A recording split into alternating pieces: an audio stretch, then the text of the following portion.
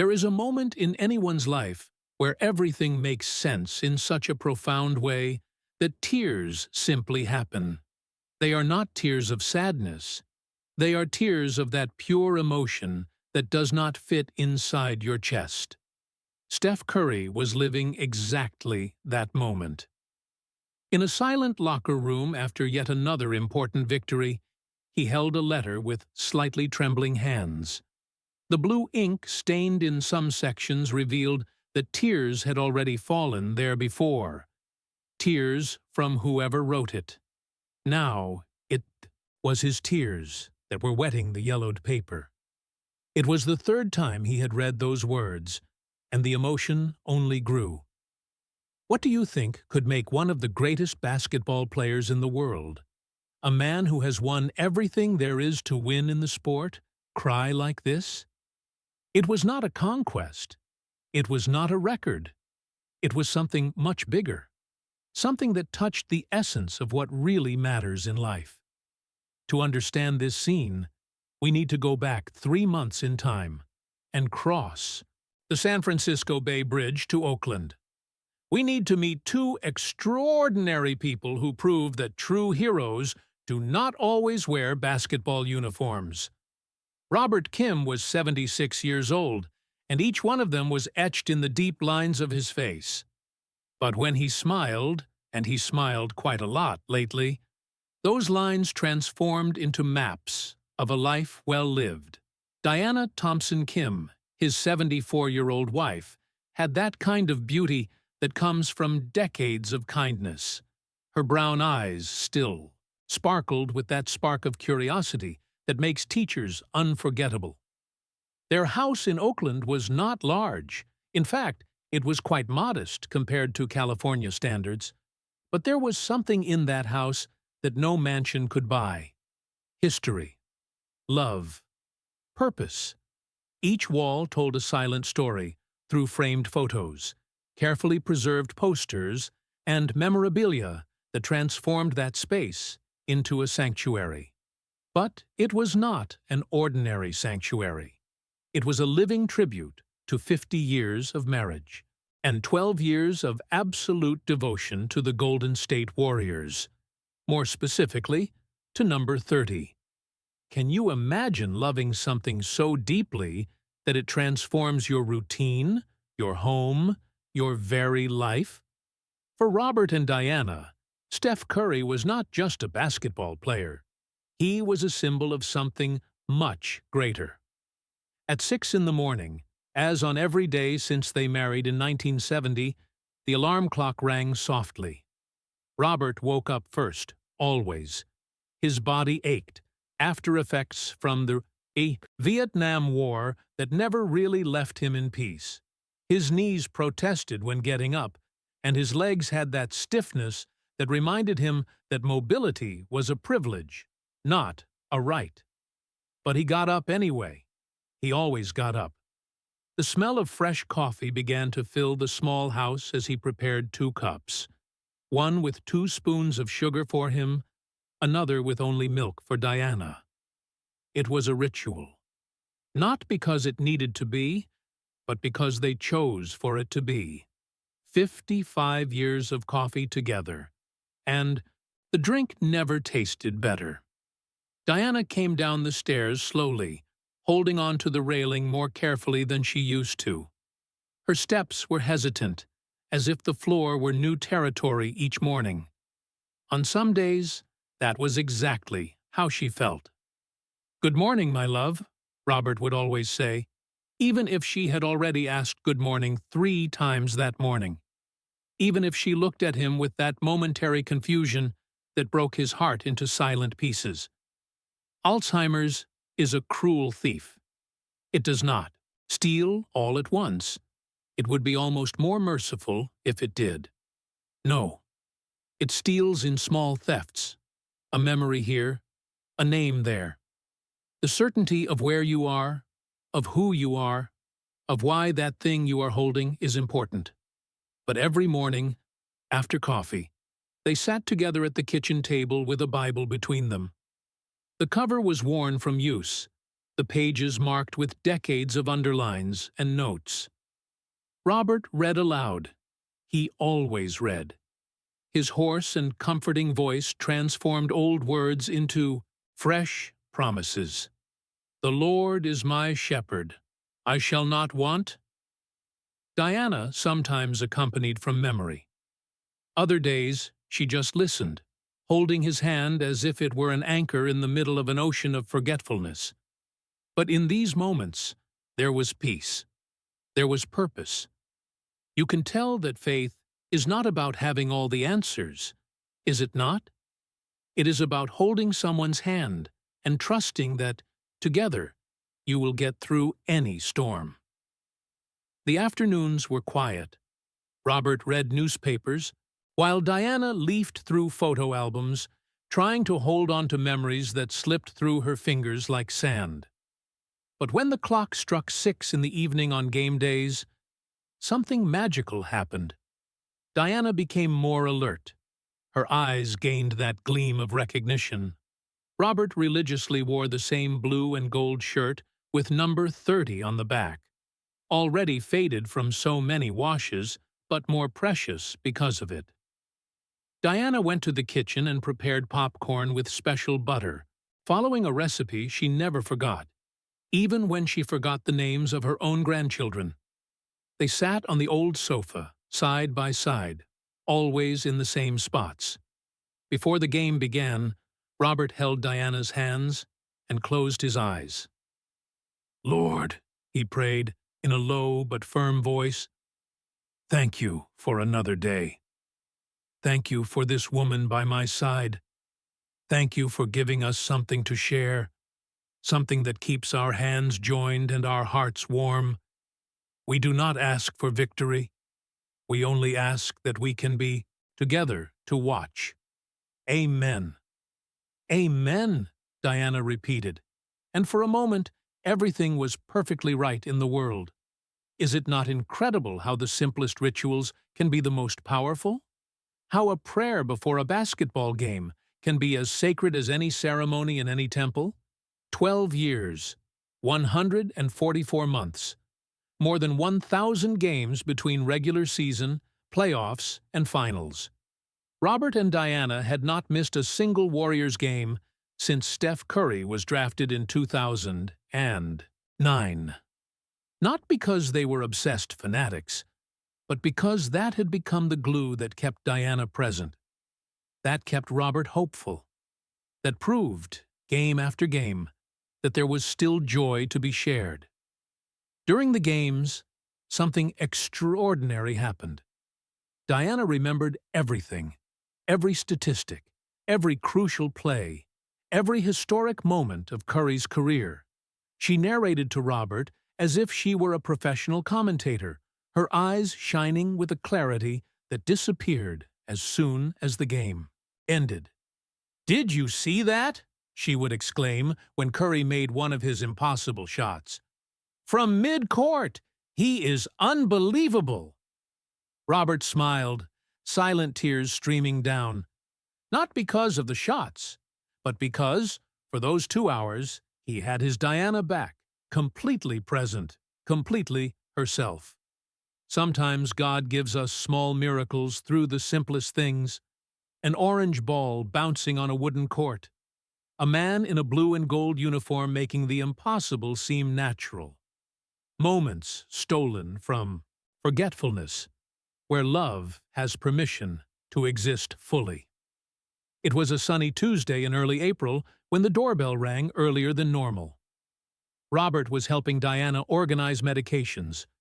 More and more medications, each dose a reminder of battles they were fighting. Sarah Mitchell, the couple's eldest daughter, entered with that kind of smile that does not reach the eyes. Matthew Brown, the youngest son, was with her. Both had that expression that parents recognize immediately. Bad news disguised as a casual visit. "Hi, Mom." "Hi, Dad." Sarah hugged them both with extra force, lasting too long. They sat in the living room, surrounded by Curry posters and family photos, that shared the same space democratically. Sarah looked at Matthew, who nodded encouragingly. "The doctors called yesterday," she began, her voice trembling slightly. "Dr. Patel wants to start a new treatment protocol for Mom. It is more aggressive, but it can slow the progression of Alzheimer's." Diana heard the word Alzheimer's and frowned, as if trying to remember what that meant. Robert squeezed her hand. "What is the catch?" Robert asked, because he knew his daughter too well not to notice that there was a huge catch hanging in the air. Matthew leaned forward. "The side effects include increased confusion initially, more severe short-term memory loss. It could take months to stabilize, if it stabilizes." The silence that followed was heavy. One could hear the ticking of the wall clock. A wedding, gift that had witnessed 5.5 decades of shared life. "She may not remember the games anymore," Sarah finally said, her voice breaking. "At least, not at first. Maybe never again, in the same way." Robert closed his eyes, his face, normally so serene, contorted in silent pain. Diana looked at him, confused by the emotion she saw, but instinctively squeezed his hand tighter. How many times in life are we forced to choose between hope for tomorrow and joy of today? Between fighting for survival and enjoying what remains of life? Sarah and Matthew stayed another hour, discussing options, timelines, medical logistics. But Robert was only half present, his mind spinning in circles of worry and fear. When the children finally left, promising to return on the weekend, the house became painfully silent. Diana had gone to lie down. Fatigue consumed her earlier each day. Robert sat alone in the living room, surrounded by smiling faces of curry, frozen in moments of glory. His eyes landed on a specific photo. Diana and him at the Chase Center the previous year, wearing number 30 shirts, wide smiles, holding a handwritten sign that said, "Fans for 55 years of marriage and 11 years of curry." He picked up that photo with trembling hands and held it against his chest. At 11 at night, Robert entered the room silently. Diana was sleeping, her breathing soft and regular. He lay down beside her, as he had done for more than 20,000 nights, and held her hand. "I cannot lose you," he whispered in the dark, his voice hoarse with contained emotion. "Not yet. Not before you really know, how much all this means, how much you mean." Diana moved in her sleep, squeezing his hand instinctively. Even unconscious, even with Alzheimer's stealing her thoughts, she still knew how to hold the hand of the man she had loved for 55 years. Outside, Oakland slept. But in that room, a 76-year-old man cried silently, praying for a miracle he did not know how to ask for. 5 weeks later, Sarah Mitchell was sitting at her office desk, fingers drumming nervously against the wooden surface.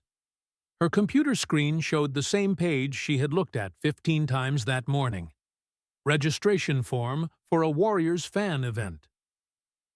"Chance to meet the players. Limited spots," the page promised with flashy letters. Sarah knew exactly what limited meant.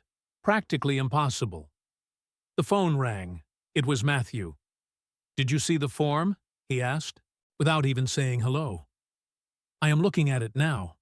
Matt, the chances are minuscule." "I know." Pause. "But we have to try, Sarah. You saw how Mom was yesterday? She asked who I was. 3 times. Sarah closed her eyes, that familiar pain squeezing her chest. "I know." "The new treatment starts next week.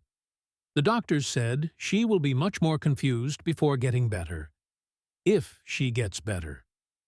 Matthew's voice was loaded with an emotional exhaustion that Sarah recognized because she felt the same thing. Have you ever felt completely helpless in the face of something you cannot control? That feeling of watching someone you love slowly dissolve, and no matter how hard you try, you cannot hold the pieces together? "We need to do something," Sarah finally said. "Something big. Something that sticks in her memory even when Alzheimer's tries to erase it." "I agree. But how? We are not rich. We do not have connections. We are just normal people." Sarah looked out her office window. Outside, San Francisco sparkled under the afternoon sun. Ordinary people did extraordinary things every day, she thought. Ordinary people moved mountains when love was strong enough. "Let us create a social media campaign," she said suddenly, the idea forming at the same time she spoke. "Let us tell their story. Truly tell it. Not just we are fans, but why, how, what it means." "Do you think it will work?" "I do not know, but we have to try. Because if we do not try—" She did not need to complete the sentence. Matthew understood perfectly. That same night, Sarah and Matthew met at their parents' house. They had cell phone cameras, hopeful hearts, and a plan that seemed simultaneously brilliant and completely impossible. "Mom, Dad," Sarah began, sitting on the sofa next to them. "We want to make a video of you, talking about basketball, about Curry, about everything." Diana looked confused. "A video? Why?" "Because your story is beautiful," Matthew said gently. "And it deserves to be told." Robert immediately understood that there was something more there. His children were not subtle when they were plotting something, but he saw the hope in their eyes and decided not to question. "All right," he agreed. "What do you want to know?" The camera began recording. "Dad, tell us when you and Mom started watching the Warriors together." Robert looked at Diana, who was having a relatively good day. She smiled at him, that smile that crossed decades. "It was in 2009, Robert began, his voice becoming softer, more distant, as if he were going back in time. "I had just retired, 50 years working in construction, and suddenly, nothing. I wake up in the morning and have no place to go. Purpose to fulfill." He paused, fidgeting with his hands. Matthew and Sarah waited. "I was in a dark place. Very dark. The war never really left me, you know. Vietnam was 50 years ago, but some wounds do not heal properly. They just stay there, hurting, silently." Diana placed her hand over his. Even when she forgot other things, she always remembered when Robert needed to be held. "I felt finished. Useless. A burden to your mother. To you." I saw her frustration, even though she never said anything. "I was sinking." The camera captured every word, every raw emotion. "And then, one night, there was a Warriors game on TV. I do not even remember why I turned it on. I was never much of a basketball person. But there was this young, skinny player with ankle problems. Everyone said he was too small, too fragile, that he would never be anything special." Robert smiled, and it was that kind of smile that comes accompanied by tears in the corners of the eyes. "But that kid, he did not give up. It did not matter how many times he fell, how many times he missed, how many times critics said he was not good enough. He got up, played another game, took another shot, and every time he did an interview, you know what he said?" "What?" Sarah whispered, even though she already knew the answer. "He thanked God first, always, without shame, without hiding. And then he talked about family, how they were everything, how their love sustained him." Robert wiped away the tears that now flowed freely.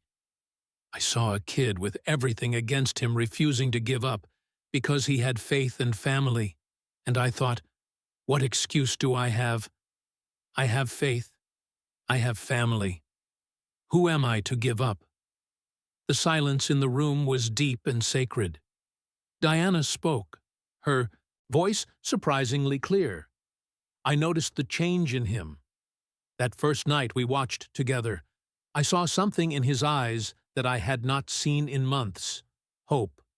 So I sat with him for the next game, and the next, and we never stopped. Is it not impossible not to feel the beauty of that? How the suffering of one can find healing in the witness of another. How God works through the most unexpected things. Matthew interviewed more, and each answer revealed deeper layers. They discovered things they never knew. How Robert had considered suicide in that dark year. How Diana had prayed every night for a sign, any sign, that he would come back to himself. How watching Curry play became more than entertainment. It was therapy, hope, religion. For me, Diana explained, her face lighting up in a way that simultaneously broke and healed hearts, the games are where I find myself. I know I am forgetting things. I know there are days I look at Sarah and Matthew and take time to remember they are my children. Tears streamed down her face. But when that game starts and I see number 30 on the court, I remember everything. Every historic play, every statistic, every moment. It is as if Alzheimer's cannot touch me for those 2 hours. Robert hugged his wife, both crying now. Curry saved us, he said simply. He does not even know we exist, but he saved us. I wanted, before it is too late, I wanted him to know. Sarah and Matthew spent the night editing the video. They added photos. Robert and Diana at every game they managed to attend in person in the last 12 years. The house decorated with memorabilia bought with careful savings. Clips of Diana reciting Curry statistics with impressive precision even when she forgot what she had for lunch. The next morning, they launched the campaign. Curry, meet your biggest fans. The caption was simple but powerful. This couple of 76 and 74 years old has not missed a single Steph Curry game in 12 years. They do not have much time. She is losing her memories to Alzheimer's. He is fighting heart problems. But they never miss a game, because Curry taught them that faith, family, and determination are stronger than any obstacle. Help us give them one last miracle. What is most impressive is how authentic truth resonates, is it not? How a real story can touch hearts in ways that no fiction ever could. The video had 20 views on the first day, then 50, then 200. Sarah and Matthew shared in all the Warriors fan groups they found. They asked friends to share. They tagged local journalists. On the third day, a sports blogger from Oakland shared. On the fifth day, a local radio station mentioned it in the morning.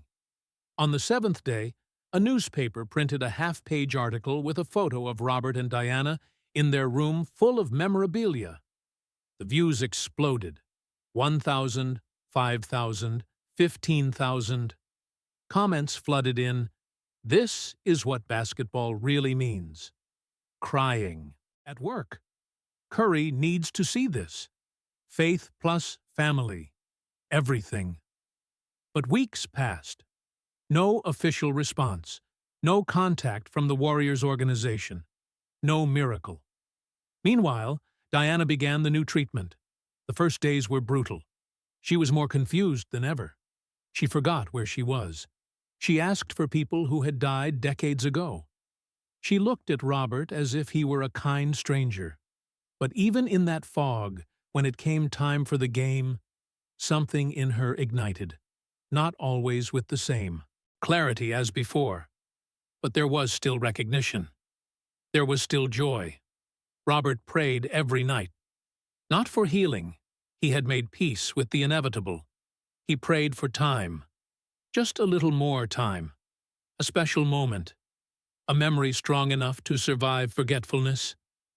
Sometimes, God gives us small miracles through the simplest things, like a basketball and unwavering faith. But sometimes, we need to wait to see how these miracles unfold. It was an ordinary Tuesday when Sarah's cell phone rang. Unknown number from the San Francisco area. Hello? Sarah Mitchell? A female voice, professional but with a touch of warmth. Yes? My name is Jessica Chen. I work with Steph Curry's PR. Do you have a minute? Sarah's heart literally stopped for a second.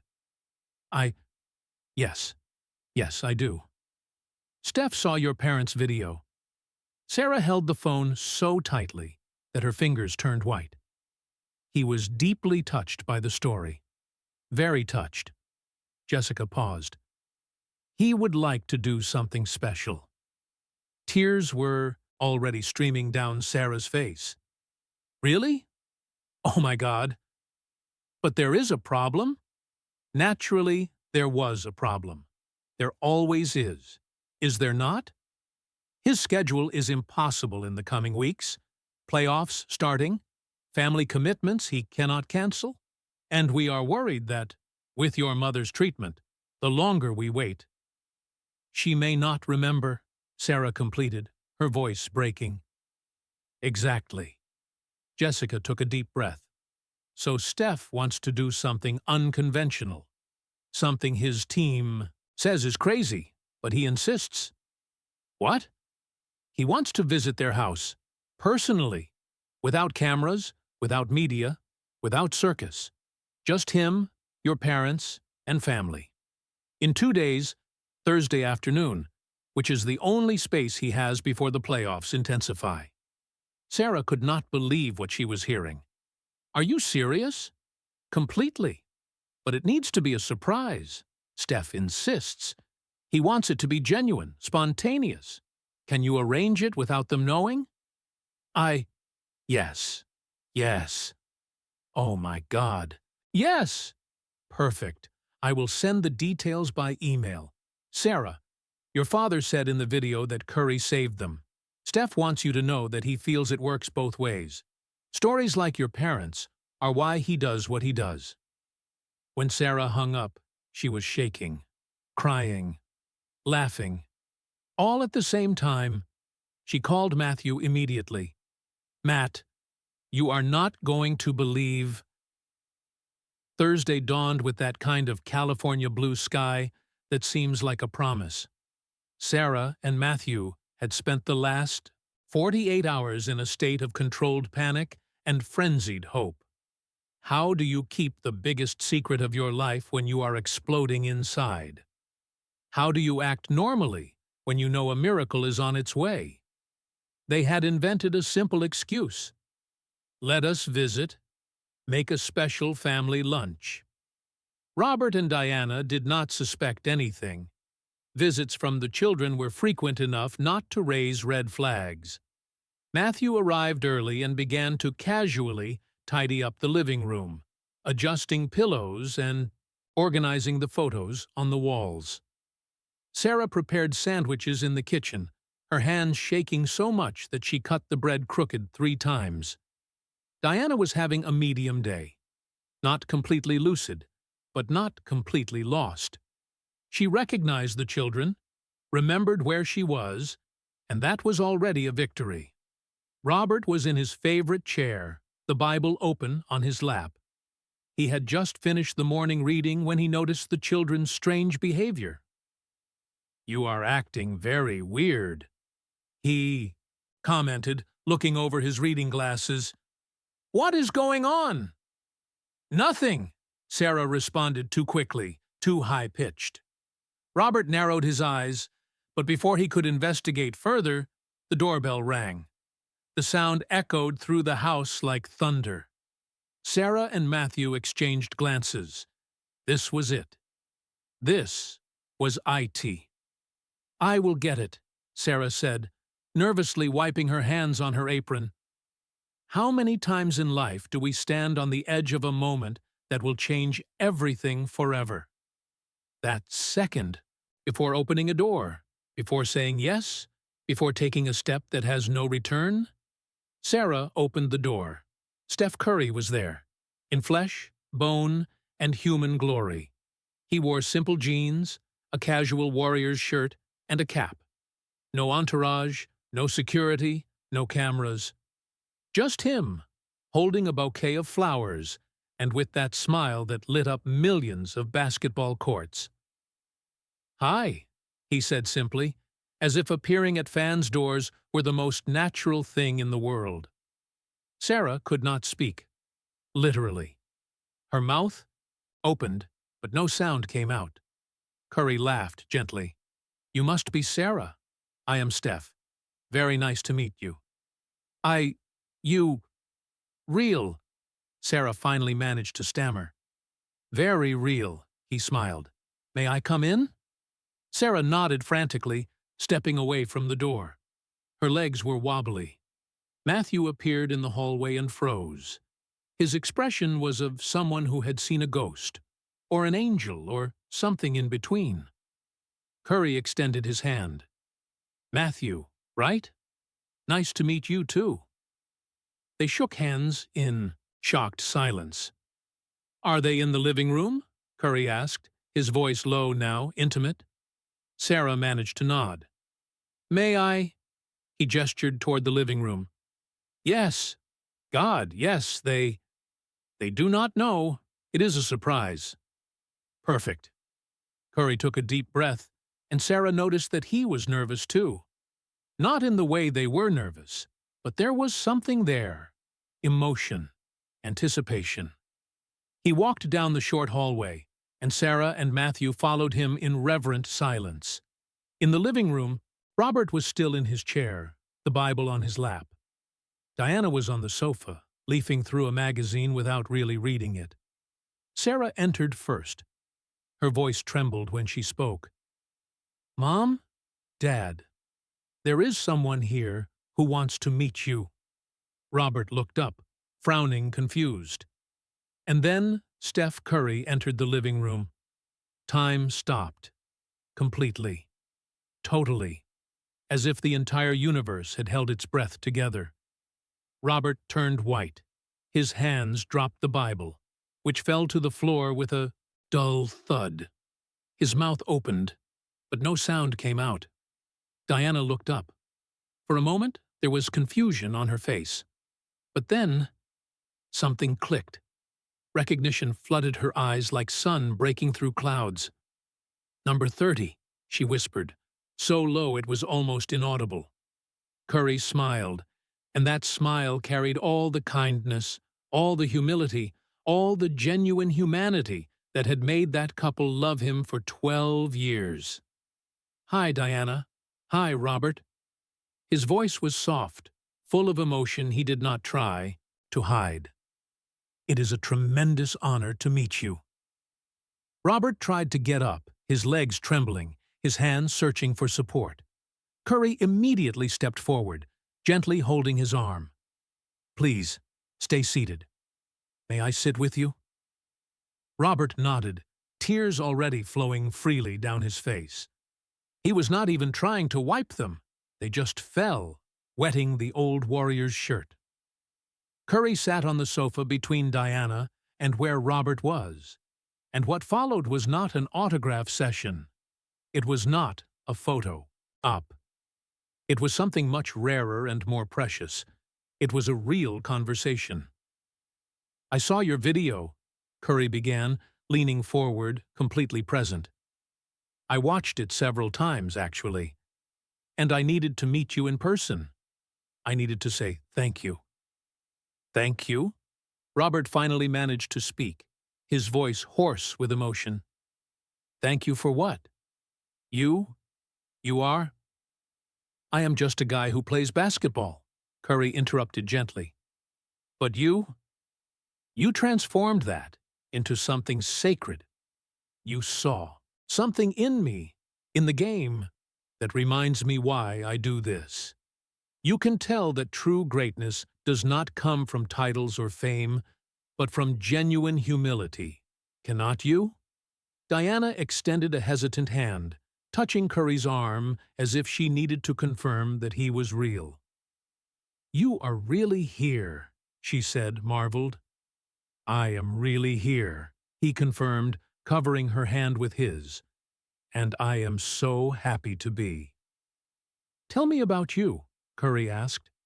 "I want to know about your lives, about your journey. The video showed part, but I want to hear from you." And then something extraordinary happened. Robert, who had spent a lifetime guarding pain, began to speak. He told about Vietnam, about coming home with a broken body and a more broken soul, about meeting Diana, an elementary school teacher with a smile that healed and unwavering faith that sustained him when he could not sustain himself. He told about 55 years of marriage, about raising 2 extraordinary children, about building a simple but purposeful life. And then he told about the darkness of 2012, about retirement that seemed like an end, not a beginning, about depression that almost consumed him. "I was at rock bottom," Robert said, his voice breaking. "And then I saw you play. I saw you fall and get up. I saw you thank God even when you lost. I saw you talk about family as if they were everything. And you were so young, facing so much doubt, so many critics saying you would never be big enough." Curry was listening with total attention, his own eyes shining with contained tears. "But you did not give up," Robert continued. "You just continued, with faith, with humility, with love for family sustaining every step. And I thought, if this kid can do this, what is stopping me? I have faith. I have family. What excuse do I have to give up?" "You saved me," Robert whispered, tears falling. "You did not even know I existed, but you saved me." The silence that followed was sacred. Curry wiped the tears from his own eyes, without any shame. "I play basketball," he finally said, his voice choked. "I throw a ball into a basket. But God uses that in ways I will never completely understand.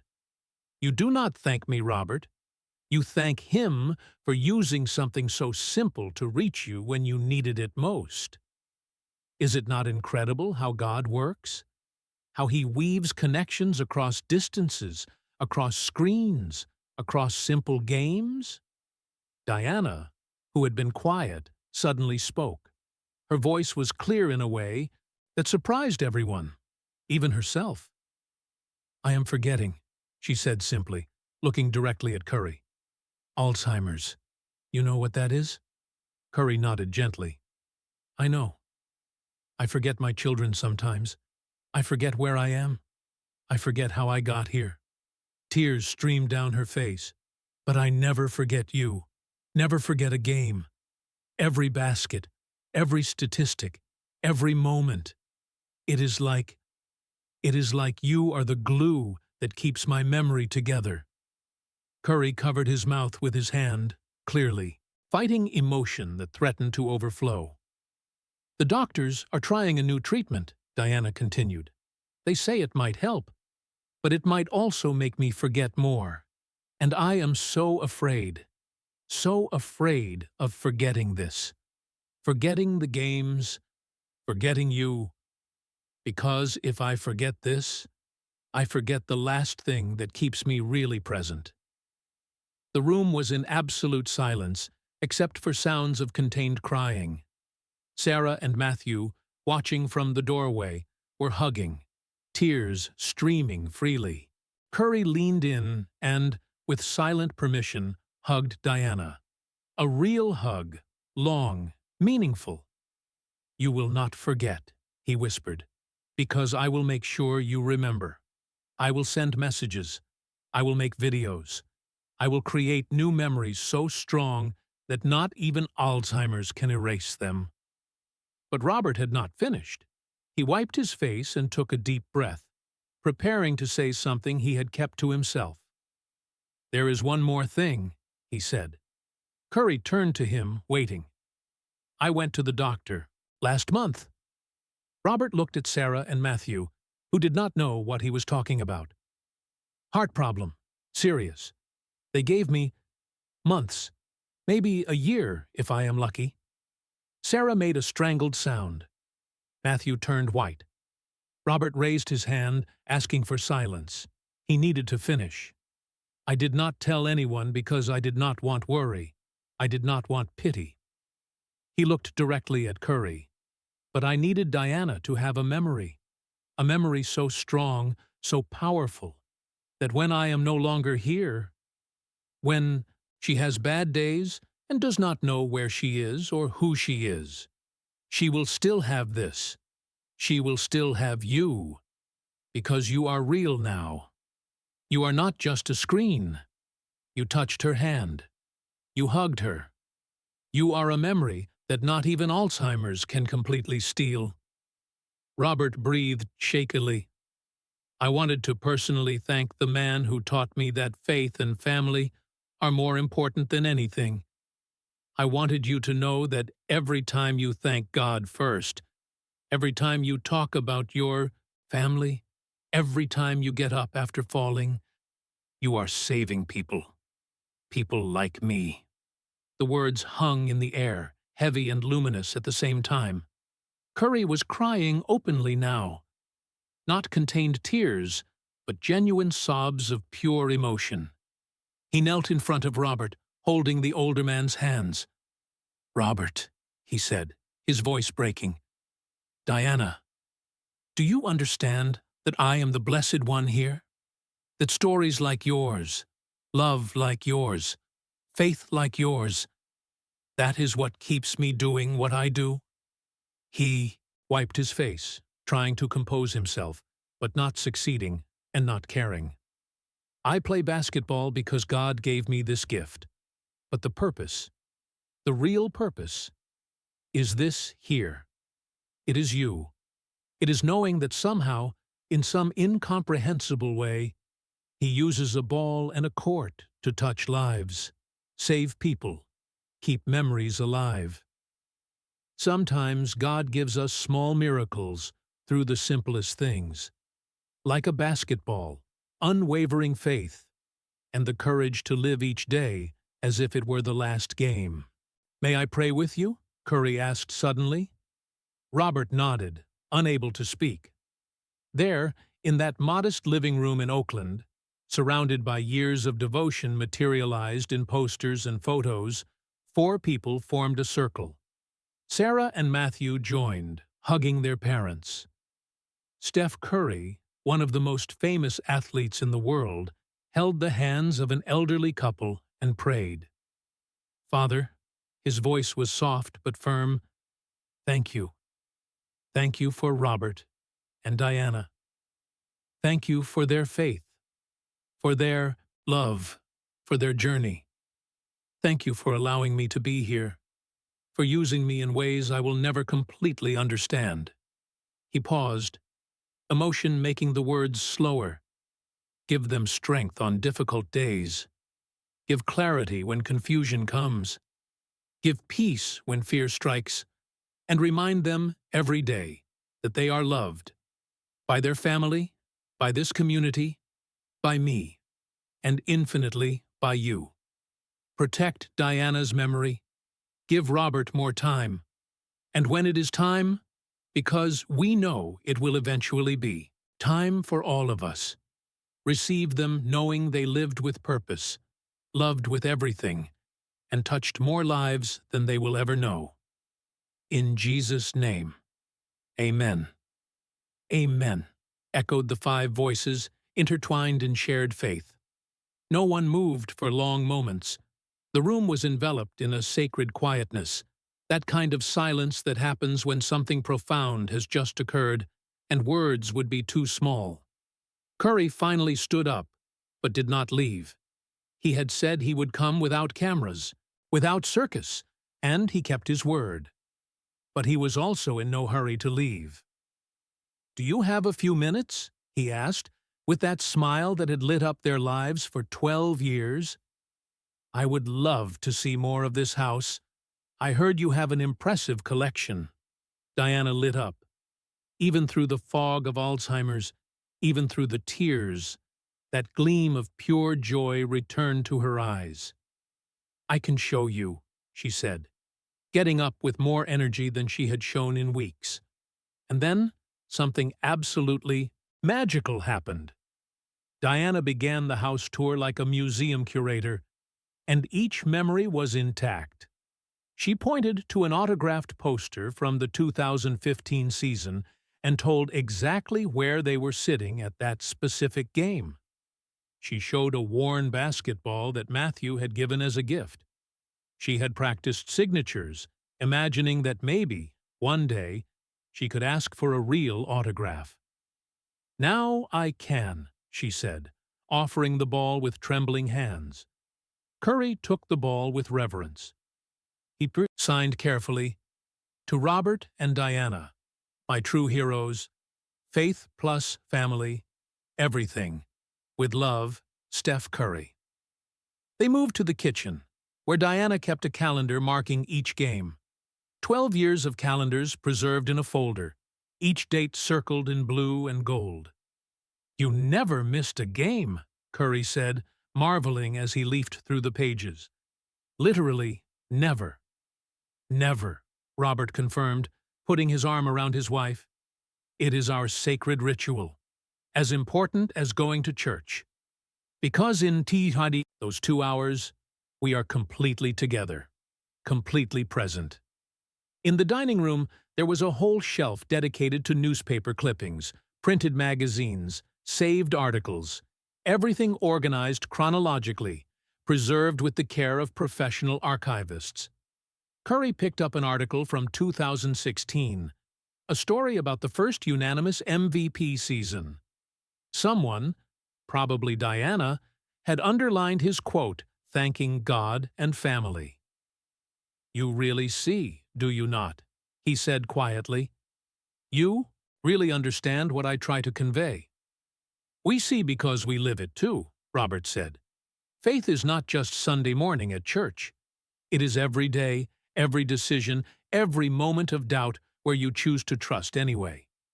How many people really understand that?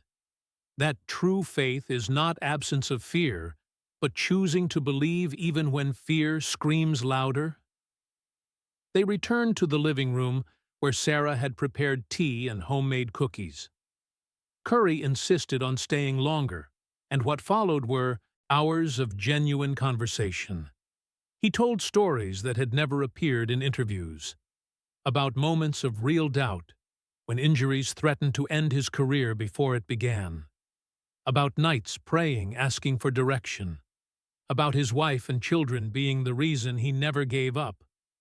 Robert shared stories from Vietnam, not the ones of terror that haunted his nights, but ones of camaraderie, of finding God in trenches, of learning that life is too precious to be wasted in bitterness. Diana talked about her years as a teacher, about children whose lives she touched, about finding purpose in small moments of connection. And Curry listened, really listened, asked questions, laughed, cried a few more times. "You know," he said at one point, looking around the room, "I thought I was coming here to give something to you. But I realize now that you are giving me so much more. You are reminding me of the why, of the real purpose." Sarah, who had been mentally documenting everything, asked, timidly, "May I take some photos? Not to post, just for them to have." "Please," Curry said immediately, "and take them for yourselves too. This memory belongs to all of us now." The photos that followed were not posed. They were real.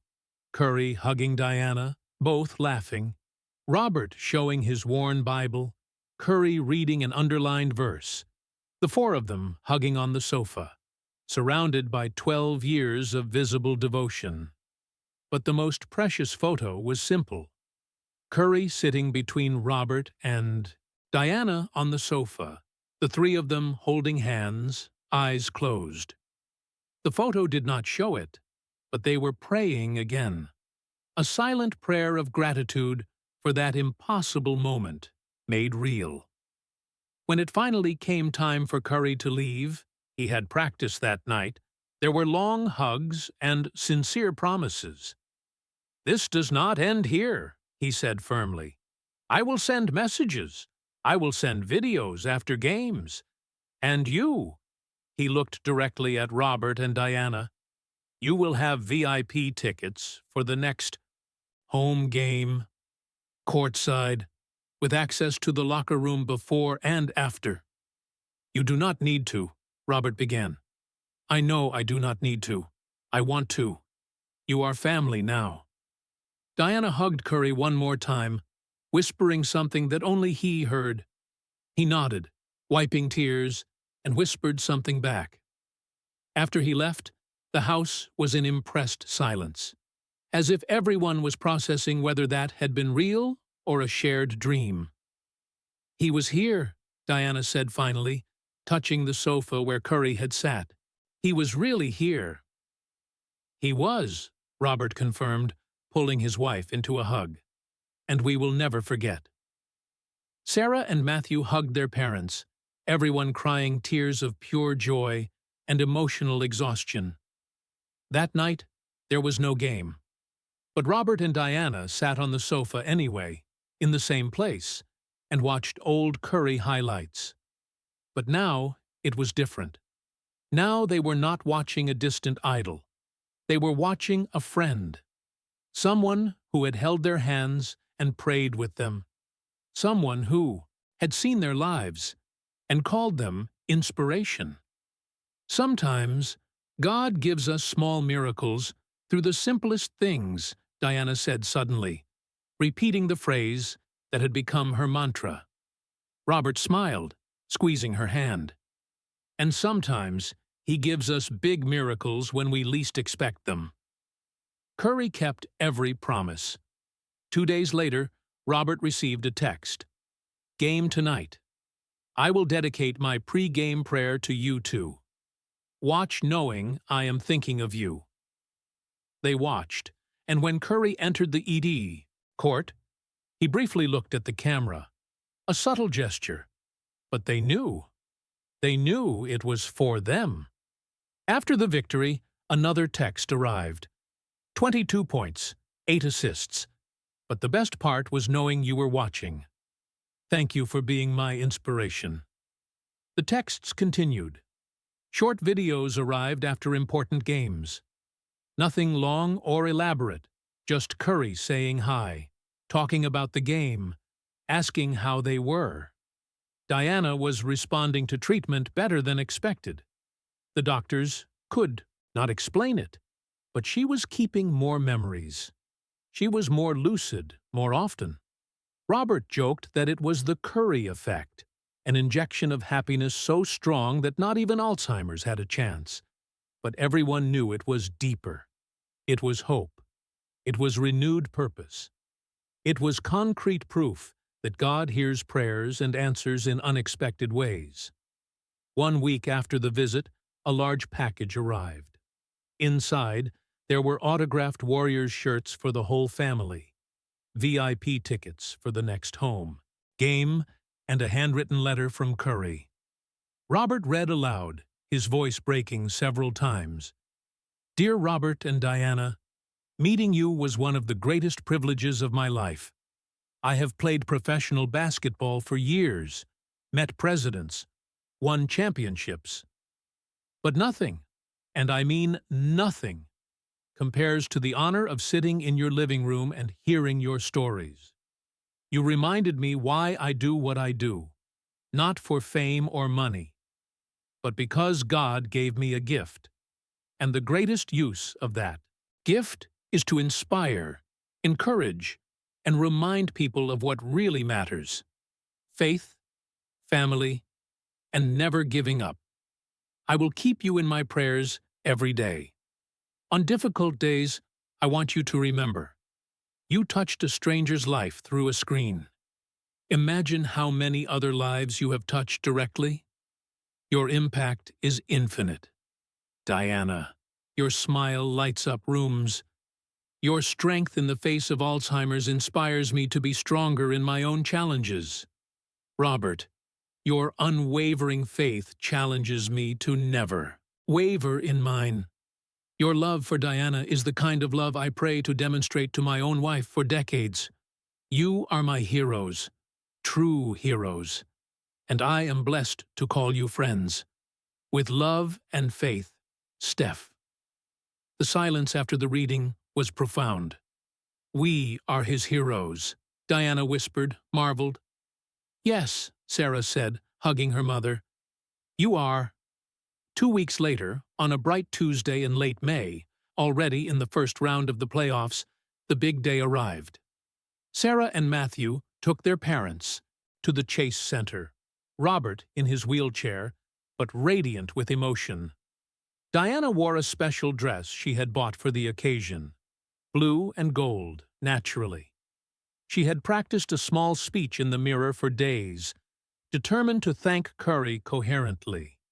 When they arrived at the Chase Center, they were greeted by Jessica Chen, who personally guided them to courtside seats. The spots were perfect, right next to the Warriors' bench, where they could see and hear everything. Before the game started, while the players warmed up, Curry noticed them at courtside. He immediately ran over, jumping the protective barrier with athletic ease. "You came!" he exclaimed, hugging Diana first, then Robert. "I was waiting for you." "We would not miss it for anything," Robert said, his voice thick with emotion. Cameras caught the moment. People around watched curiously, many grabbing cell phones to film. But Curry did not care about the attention. He was totally focused on Robert and Diana. "After the game, come to the locker room," he said. "I want you to meet some of the other players. I told them about you." During the game, magic happened. Every time Curry made a basket, and he made many, he discreetly pointed to where Robert and Diana were. It was a subtle gesture, but they saw. They always saw. Diana was completely present. She shouted encouragement, jumped in her chair, as much as she could, and narrated plays to Robert as she always did at home. But now it was different. Now she was here, living, part of the magic. In the third quarter, Curry made one of his impossible three-point shots, those that defy physics and logic. When the ball passed through the net without even touching the rim, he did not celebrate with the crowd. He turned directly to Robert and Diana and made a heart with his hands. The camera captured that.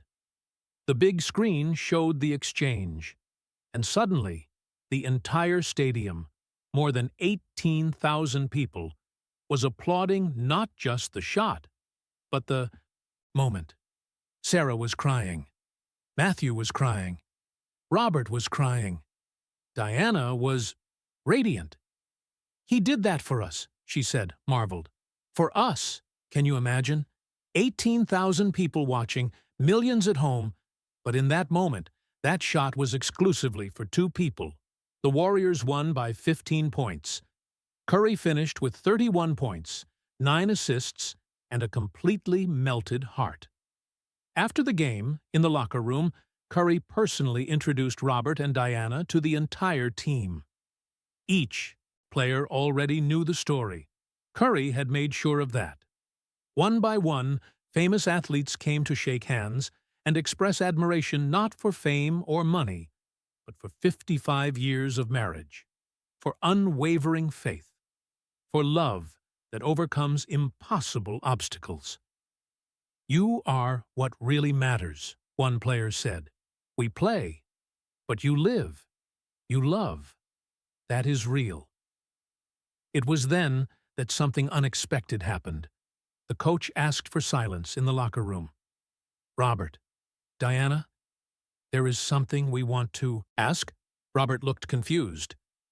"We have a tradition before every important game. Someone says a prayer. Usually it is Steph or another veteran. The coach smiled. But for our next game, Game 2 of this series, crucial to give us an advantage, we would like you to say the prayer. Would you lead us? The silence in the locker room was absolute. Robert was speechless, literally. His mouth opened, but nothing came out. Diana squeezed his hand.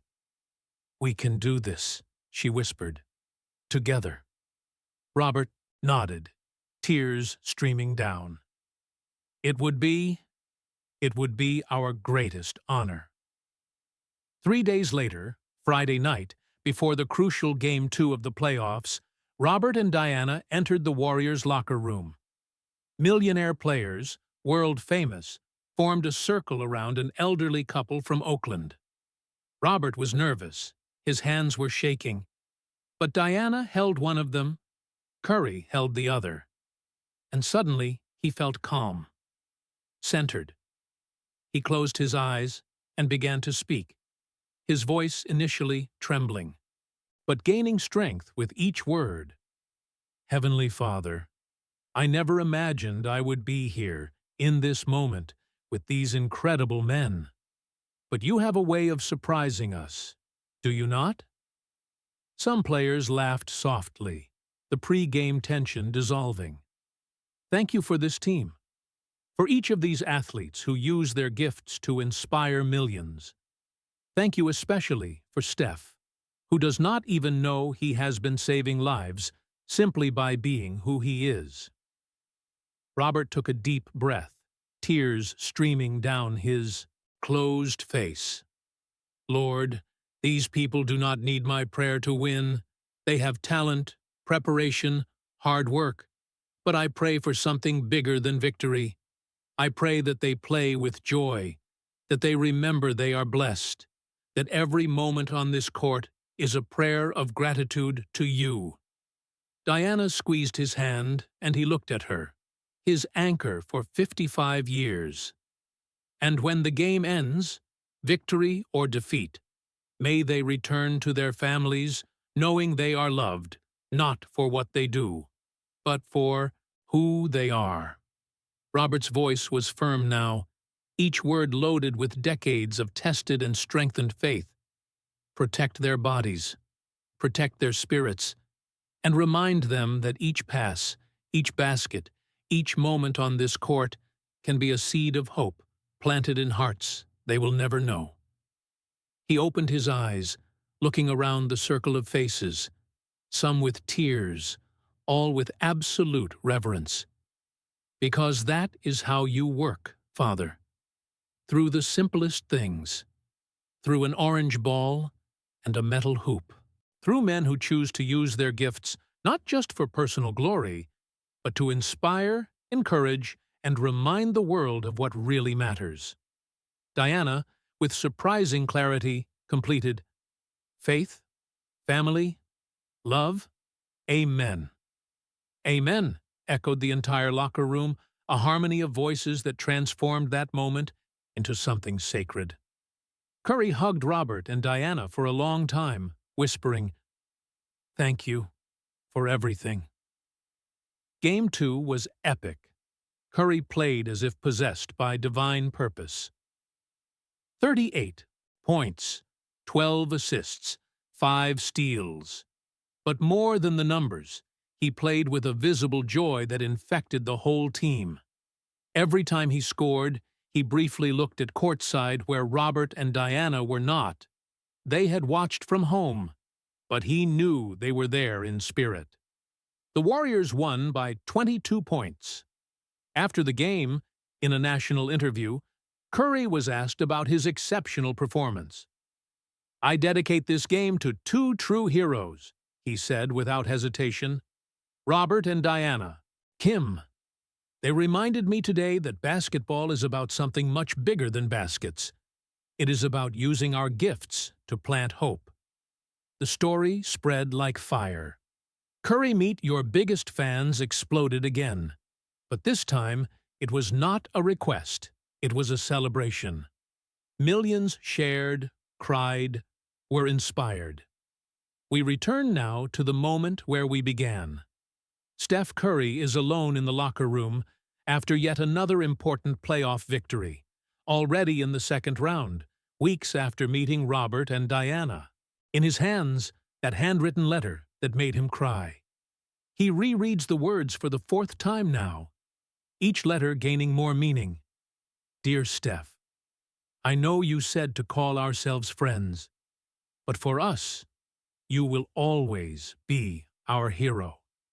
Not because of basketball, although you are the greatest we have ever seen play, but because you taught us that it is possible to be exceptional without losing humility, to be famous without forgetting God, to be rich without losing what really matters.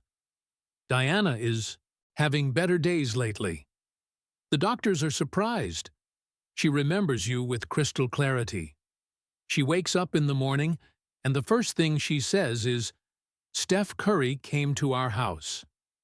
It is the strongest memory she has, and it is resisting Alzheimer's in ways that medicine does not explain. I believe God uses you in ways that go beyond any championship. You saved my life in 2012 without knowing. You saved my marriage by giving hope when everything seemed lost. And now, you gave Diana a memory so powerful that not even the disease can completely erase it. We are renewing our wedding vows next month.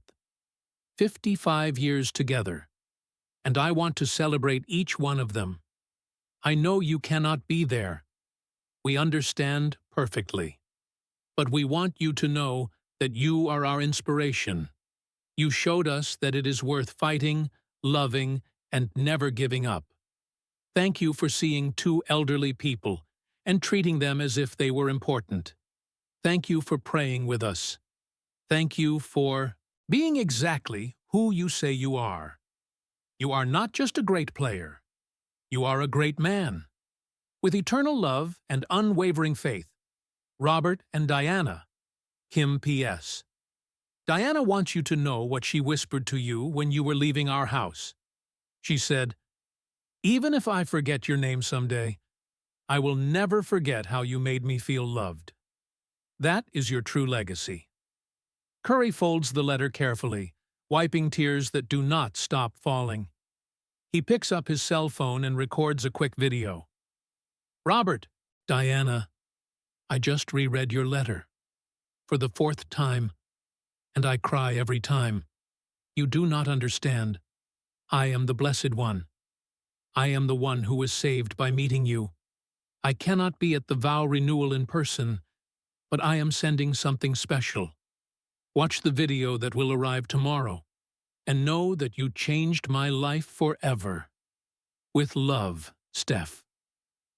On the day of the vow renewal, an intimate ceremony at the same church where Robert and Diana married 55 years before, a screen was set up. Robert was impeccable in his suit.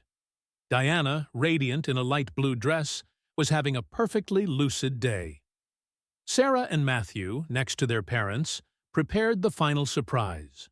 The screen lit up. Steph Curry appeared, not in a fancy studio, but sitting in his own living room, casual and genuine. Robert, Diana, he began, his warm smile filling the screen. I cannot be there physically, but my heart is completely with you today. Diana held Robert's hand tighter.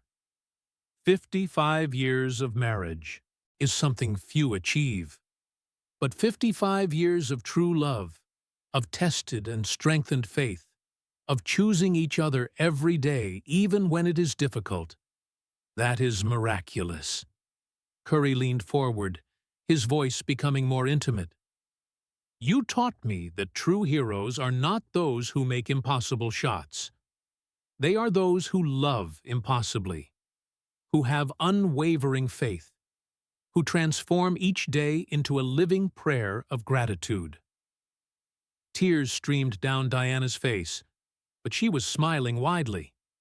So, today, I want to honor you the way you deserve. Not as fans, but as family, as mentors, as examples of what really matters in this life. The camera widened and showed that Curry was not alone. His wife and children were with him. My family wants to meet the family that reminded me of what is really important. So, officially, you are invited to dinner at our house next month. Not as fans meeting a player, but as family meeting family. The video ended with the entire Curry family waving and saying, "Congratulations, Robert and Diana. May God bless another 55 years." The church exploded in applause. Robert and Diana hugged each other, crying, laughing, completely enveloped in pure joy. The pastor, smiling through his own tears, said, "I think there are no better words to begin this vow renewal than these. Robert and Diana, are you ready?" "We are," they said together, looking at each other as they did 55 years ago, as they would continue to do for all the days God gave them. 6 months later. Robert is weaker. The heart is failing, exactly as the doctors predicted. But he is at peace. Diana is by his side in the hospital bed, holding his hand as she always did. Sarah and Matthew are there too. On the room TV, a Warriors game is playing. It is Game 7 of the finals. All or nothing. "We cannot miss this one," Diana says, her lucidity coming and going, but present in this moment. "We have never missed one of his games, my love," Robert whispers, his voice weak. "We are not going to start now." Curry is playing the game of his life. With 2 minutes remaining and the Warriors losing by 3 points, he gets the ball at mid-court. He looks at the camera, not at the crowd, but as if he were looking through it, reaching a hospital room in Oakland where 2 elderly people are watching. And then he does the impossible. A 3-point shot from mid-court. The game ties. Robert squeezes Diana's hand. "Did you see that?" "I saw," she whispers, marveled. "I always see." The Warriors win in overtime. When the clock hits 0, Curry falls to his knees, tears streaming down, hands raised to the sky. In his first interview after the championship, still breathless, he says, "I dedicate this championship to Robert Kim. He is fighting the hardest fight of his life right now. But he has never missed one of my games.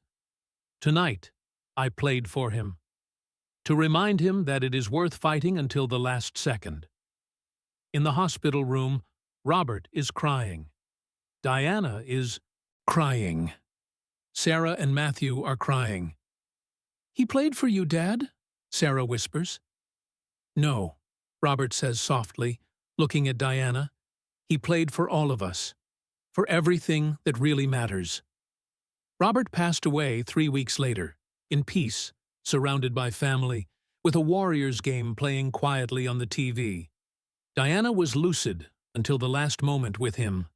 She held his hand and whispered, "We had a good life, did we not?" "The best," he replied. "And do you know why?" "Why?" "Because God gave us small miracles through the simplest things. Each other, our children, and a kid in a blue uniform who reminded us that faith and family are everything." Those were his last words. At the funeral, Steph Curry appeared personally, without warning, without media, just him, discreetly sitting in the back of the church. After the ceremony, he approached Diana, who was having a difficult day, confused about why she was there. But when she saw Curry, her eyes cleared. "Number 30, she said. "Hi, Diana," he said gently, holding her hands. "Robert," she began, confused. "He is at peace now, and he knew you were loved. He lived every day proving it." Diana nodded, tears streaming down. "We watched your games." "I know, and I will continue playing for you, for both of you." He hugged Diana for a long time, and for a moment, she was completely present. "Thank you," she whispered, "for making us feel important." "Diana," Curry said, his voice breaking, "you were important. You are important. You changed my life. Forever." Epilogue. Diana lives another 3 years after Robert's death. Her days of lucidity become rarer, but curiously, she never forgets Curry. Even on the worst days, when she does not know where she is or who the people around her are, if someone shows a photo of Curry or plays a game, something in her lights up. "Number 30, she always says. He is special." Curry continues sending videos. Even knowing she probably does not understand them all, he sends them. Because he promised. And because she deserves it. When Diana finally passes away peacefully in her sleep, Curry is at another game. He does not know yet. But that night, he does something inexplicable. After scoring the last basket of the game, he points to the sky and makes a heart with his hands, something he rarely does. Afterwards, he cannot explain why. He just felt he should. Sarah and Matthew, watching from home after their mother's funeral, see the gesture and break down in tears. They know. Somehow, he knew. Years later, when asked in an interview about the most significant moment of his career, Curry does not mention championships or records. He tells about an elderly couple from Oakland, about unwavering faith, about love that transcends memory, about how the simplest things, a ball, a court, an honest conversation, can save lives. "Robert and Diana taught me," he says, "that God gives us small miracles through the simplest things. And sometimes we have the honor of being part of those miracles. That is my true legacy, not the shots, but the lives touched, the hopes renewed, the love celebrated." He pauses, clearly emotional. "They thought I was their hero, but the truth is they were always my heroes. They showed me what really matters, and I am forever grateful." The screen fades to the last image, a photo of Robert, Diana, and Curry, hugging in that modest living room in Oakland, surrounded by 12 years of devotion transformed into memorabilia. 3 people, 3 generations, a shared faith, and an eternal reminder that sometimes God gives us small miracles through the simplest things, like a basketball, unwavering faith, and the courage to live each day loving with everything we have. Because in the end, it does not matter how many shots we make or how many games we win. What matters is how many lives we touch, how much love we give, how much hope we plant. And by that standard, Robert and Diana Kim were absolute champions, just as all of us can be. Sometimes, God gives us small miracles through the simplest things. And when we recognize those miracles, when we honor them, when we allow them to transform our lives, we become part of something much bigger than ourselves. We become part of the eternal story of love, faith, and hope that connects all human hearts.